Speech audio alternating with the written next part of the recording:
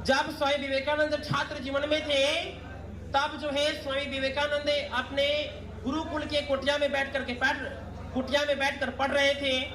तो कुटिया में बैठकर पढ़ रहे थे तो उसी कुटिया के थोड़ा सा पास में एक और कुटिया था और उस कुटिया में एक लड़की रहा करती थी। अब हुआ क्या कि स्वामी विवेकानंद को वो कभी कभी देखा करती थी। अब स्वामी विवेकानंद जो है की नजर भी उन पर कभी कभी पड़ जाती थी।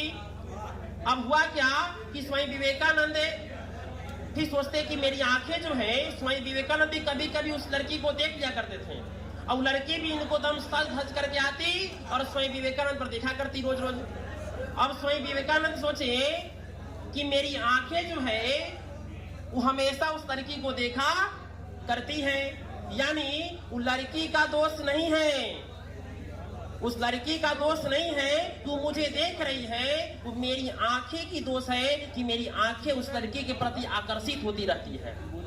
अब जो है इस परिस्थिति में स्वामी विवेकानंद सोचते हैं और संकल्प लेते हैं कि मेरी आंखें जो उस लड़की को बार बार देखा करती है, वो मेरी आंखें अब मेरे बस में नहीं है, वो लड़की के बस में हो गई है।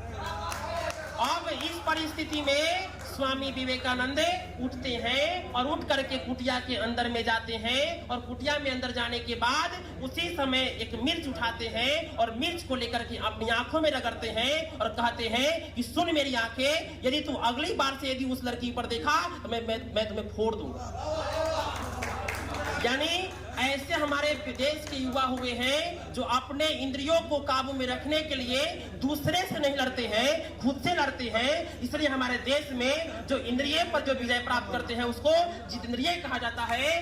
इसलिए कहा जाता है जो युद्ध जो दूसरे से जीते वो वीर नहीं, जो खुद पर जीते वो सबसे बड़े महावीर कहलाते हैं।